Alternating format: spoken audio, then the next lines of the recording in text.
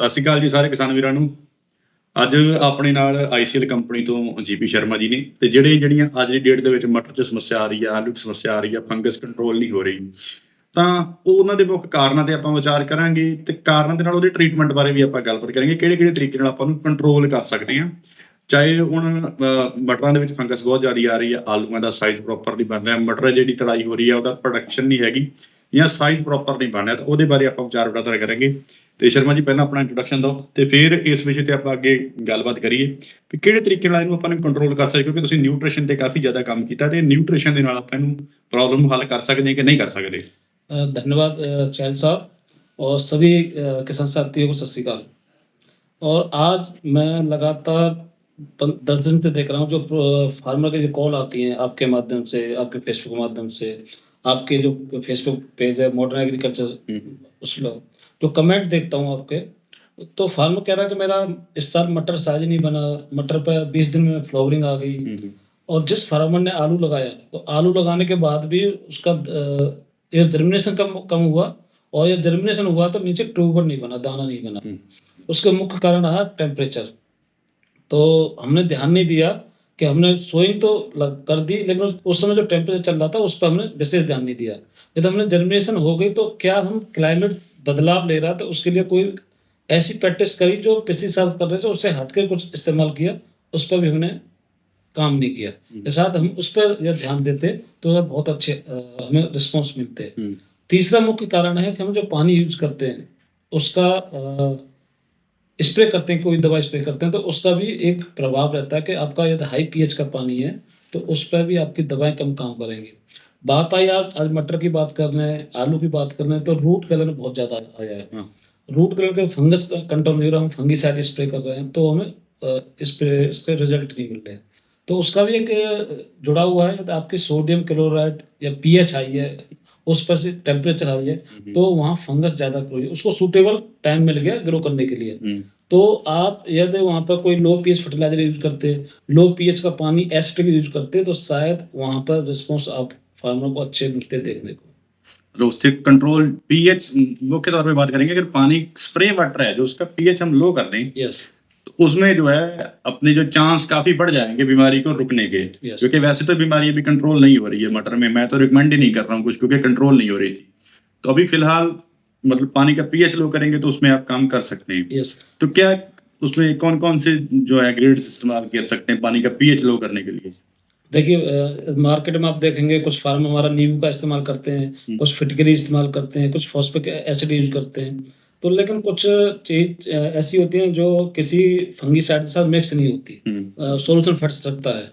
यदि हम Israeli technology पर बात करें तो जो पैकासिड आता है आईसीएल का, यदि आप उसका पीएच देखें 10 ग्राम पर लीटर पर घोलते हैं 2 पीएच हो जाता है। अच्छा। तो हमने लेकिन वो 10 ग्राम पर नहीं घोलना। तो जब भी आप कोई हेर्बिसाइड यूज कर रहे हैं किसी फसल के ऊपर तो 2 से 3 ग्राम तक जा सकते हैं आप पर लीटर। 1 लीटर पानी में 2 से 3 ग्राम। 2 से 3 ग्राम। और यदि आप ड्रेंचिंग कर रहे हैं तो 5 ग्राम पर लीटर आप कोई भी जैसे किसी कंपनी का फंगीसाइड स्प्रे करते हैं। मुख्यतः आप बाहर के एलियट इस्तेमाल करता है फार्मर गलन के लिए, या M45 बहुत अच्छा एक, हम यदि बात करें फाइटोप्थोरा के लिए, चाहे आपका मटर है चाहे आलू है, तो यदि M45 का ड्रेंचिंग करते हैं लो पीएच पर तो उसको बहुत बेहतरीन रिस्पॉन्स मिले। एक पेपर है मैं आपको शेयर करूंगा, आप उसको आप उसकी स्लाइड्स है वो शेयर कर दें। वो स्लाइड आप चलाना इस वीडियो पे, तो शायद हम कम खर्चे के अंदर भी फाइटोप्थोरा रोक सकते हैं। तो मैं आपको जो पेपर दे रहा हूँ उसमें आपका विल्ट, फ्यूजन विल्ट, आपका बैक्टीरिया, तो उसमें सारी फंगस हैं, कौन सी फंगस कितने पीएच पर आप अच्छा कंट्रोल ले सकते हैं, जो हम पानी इस्तेमाल कर रहे हैं, जो खाद यूज कर रहे हैं और जो फंगीसाइड यूज कर रहे हैं। ठीक है, तो क्या उसकी रिकमेंडेड डोज हम रखेंगे अगर ड्रिंचिंग करनी? वैसे अगर छोटा प्लांट है हम तो पहले जो यूज करते हैं 2 ग्राम ही करते थे पर लीटर पानी के हिसाब से। हाँ, यदि आपकी फसल छोटी है, अर्ली कर रहे हैं, आप 1 से 2 ग्राम तक जा सकते हैं। हाँ। और जैसे जैसे आप थोड़ा क्रॉप बढ़ती है तो आप 5 ग्राम पर लीटर तक, हाई थोड़ा क्रॉप महीने भर की हो गई है तो आप वहाँ पर 5 ग्राम पर लीटर तक ड्रेंचिंग कर सकते हैं। एसिड जो 06020 के नाम पैकासिड है। एक मैगफॉस भी आता है, उसको भी यूज कर सकते हैं क्या? नहीं, मैगफॉस को भी इस्तेमाल कर सकते हैं, लेकिन पैकासिड एक और ज़्यादा रिस्पॉन्स देता है मैगफॉस से। पैकासिड की बात करें 2.2 पीएच है और मैगफॉस की बात करें 3 पीएच है, उसमें मैग्नीशियम है। आप नर्सरी का काम करते हैं, लेकिन नर्सरी के अंदर सबसे ज़्यादा येलोनेस देखने को मिलता है। वहाँ पर मैग्नीशियम का रोल बहुत ज़्यादा अच्छा रोल आता है। तो आपको नर्सरी हरी भरी रखनी है तो आपको मैग्नीशियम प्लांट को देना पड़ेगा। नर्सरी तैयार करते समय एक अनुपात बहुत जरूरी है और उसमें अनुपात ये कहता है 2 हिस्से नाइट्रोजन, 1 हिस्सा फास्फोरस, 4 हिस्से पोटास और 1 हिस्सा मैग्नीशियम देते हैं और 2 हिस्से कैल्शियम देते हैं। तो आपको नर्सरी करने में बहुत अच्छी नर्सरी तैयार होगी। जब आप प्लांट किसी फार्मर को देंगे तो उसका जो जहाँ जन्म ट्रांसप्लांट करेगा तो वहाँ वो फसल बहुत अच्छी तरह चलेगी। ओके, ओके, ठीक है।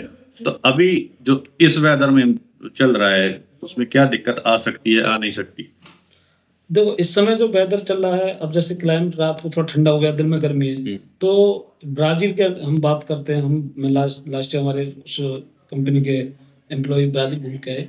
तो ब्राज़ील के अंदर टेम्परेचर बहुत डिफरेंट रहता है। इंडिया की कंडीशन जैसे राजस्थान जैसी है, हाई टेम्परेचर जाता है, लो टेम्परेचर जाता है।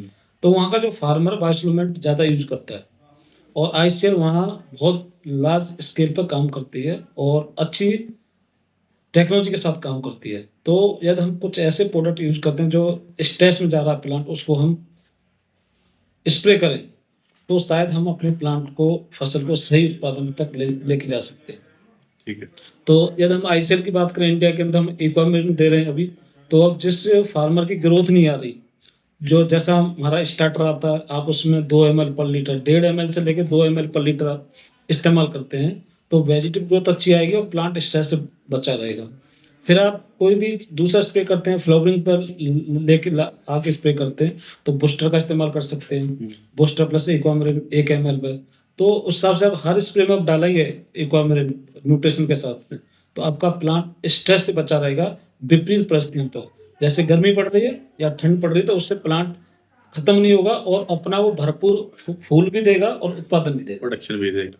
ਫਿਲਹਾਲ ਆਪਾਂ ਹੁਣ ਜੇ ਗੱਲ ਕਰੀਏ ਤਾਂ ਗੱਲ ਮੁੱਖ ਵਿਸ਼ੇ ਤੇ ਇਹ ਕਰਦੇ ਹਾਂ ਕਿ ਅੱਜ ਦੀ ਡੇਟ ਜੇ ਆਪਾਂ ਫੰਗਸ ਕੰਟਰੋਲ ਕਰਨੀ ਹੈ ਮਟਰ ਦੇ ਵਿੱਚ, ਤਾਂ ਤੁਸੀਂ ਪਾਣੀ ਜਿਹੜਾ ਸਪਰੇਅ ਵਾਟਰ ਹੈ ਉਹਦਾ ਪੀਐਚ ਜਿਹੜਾ ਉਹਨੂੰ ਲੋ ਕਰ ਲਓ। ਉਹਦੀ ਆਪਾਂ ਪੀਕ ਐਸਿਡ ਦੀ ਵਰਤੋਂ ਕਰ ਸਕਦੇ ਹਾਂ। ਆਈਸੀਐਲ ਦਾ ਪ੍ਰੋਡਕਟ ਆਉਂਦਾ ਹੈ ਪੀਕ ਐਸਿਡ, NPK 060 ਵੀ ਹੈ, ਪਰ ਸਪੈਸ਼ਲ ਟੈਕਨੋਲੋਜੀ ਦੇ ਆਧਾਰ ਤੇ ਉਹ ਜੇ ਤਾਂ ਫਸਲ ਵਧੀਆ ਵੱਡੀ ਆ ਤਾਂ ਉਹ 'ਚ ਆਪਾਂ 5 ਗ੍ਰਾਮ ਲੈਣਾ ਜੀ ਪਰ ਲੀਟਰ ਪਾਣੀ ਦੇ ਹਿਸਾਬ ਨਾਲ। ਮਤਲਬ 100 ਲੀਟਰ ਪਾਣੀ ਦੇ ਵਿੱਚ ਅੱਧਾ ਕਿਲੋ, ਤੇ ਫੰਗੀਸਾਈਡ ਦੇ ਨਾਲ ਆਪਾਂ ਫਸਲ ਦੇ ਉੱਤੇ ਡ੍ਰਿੰਚਿੰਗ ਕਰਾਂਗੇ ਤਾਂ ਉਹਦੇ ਨਾਲ ਬਹੁਤ ਵਧੀਆ ਇਸ ਚੀਜ਼ ਦੇ ਕੰਟਰੋਲ ਆਉਣ ਦੇ ਚਾਂਸ ਨੇ। ਇਸ ਚੀਜ਼ ਦਾ ਤੁਸੀਂ ਡੈਮੋ ਕਰੋ, ਟਰਾਇਲ ਕਰੋ ਤੇ ਕਮੈਂਟਾਂ 'ਚ ਸਾਨੂੰ ਜਵਾਬ ਵੀ ਜ਼ਰੂਰ ਦਿਓ ਕਿ ਤੁਹਾਨੂੰ ਇਸ ਚੀਜ਼ ਦੇ ਇਹਦੇ ਰਿਜ਼ਲਟ ਕਿਵੇਂ ਦੇ ਲੱਗੇ ਆ। ਜੇ ਤੁਹਾਨੂੰ ਰਿਜ਼ਲਟ ਵਧੀਆ ਲੱਗੇ ਤਾਂ ਕਿ फार्मर ਦੇ ਨਾਲ ਵੀ ਇਸ ਚੀਜ਼ ਨੂੰ शेयर जरूर करें। चैन साहब एक थोड़ा सा मैं ऐड करना चाहूँगा, जो फार्मर फोलियर के अंदर जाना चाहता है, तो आप 04932 पीक 1 उसका इस्तेमाल करें। जो ड्रेंचिंग करना चाहता है वो पैकासिड का इस्तेमाल करें। लेकिन अगर रूट्स में प्रॉब्लम है तो ड्रेंचिंग का फायदा ज्यादा रहेगा। ड्रेंचिंग का, इसीलिए क्या, मैं ड्रेंचिंग करना चाहता है तो पैकासिड का इस्तेमाल करें। यदि फोलियर में जाना चाहता है तो पीक 1 का इस्तेमाल करें। ग्रेड दोनों समथिंग है, 14 और 32 है, वो 0 60 20 है। तो पीएच का तो फर्क आ जाएगा। हाँ, पीएच उसका भी लो है, पीक 1 का भी। तो फोलियर के अंदर पीक 1 और ड्रेंचिंग के लिए पैकासिड। ਜੇ ਕੋਈ ਕਿਸਾਨ ਵੀ ਸਪਰੇਅ ਕਰਨਾ ਚਾਹੁੰਦਾ ਹੈ ਤਾਂ ਇਹਨਾਂ ਦਾ ਸਪੈਸ਼ਲ ਗ੍ਰੇਡ ਹੁੰਦਾ 04932। ਜਿਵੇਂ ਆਪਾਂ 52 34 ਦੀਆਂ ਸਪਰੇਆਂ ਕਰਦੇ ਹਾਂ, 4932 ਜਿਹੜਾ ਗ੍ਰੇਡ ਹੁੰਦਾ ਉਹਦਾ ਪੀਐਚ ਲੋ ਆ, ਉਹਨੂੰ ਫੰਗੀਸਾਈਡ ਦੇ ਨਾਲ ਐਡ ਕਰਕੇ ਉਹਦੀ ਸਪਰੇਅ ਤੁਸੀਂ ਕਰ ਸਕਦੇ ਹੋ। ਉਹਦੇ ਵੀ ਰਿਸਪੌਂਸ ਜਿਹੜੇ ਚੰਗੇ ਮਿਲਦੇ ਨੇ। ਇਸ ਦੇ ਸੰਬੰਧ 'ਚ ਕੋਈ ਹੋਰ ਜਾਣਕਾਰੀ ਚਾਹੀਦੀ ਹੋਵੇ ਤਾਂ ਤੁਸੀਂ ਆਪਣੇ ਕਮੈਂਟਾਂ 'ਚ ਸਾਨੂੰ ਪੁੱਛ ਸਕਦੇ ਹੋ। ਧੰਨਵਾਦ।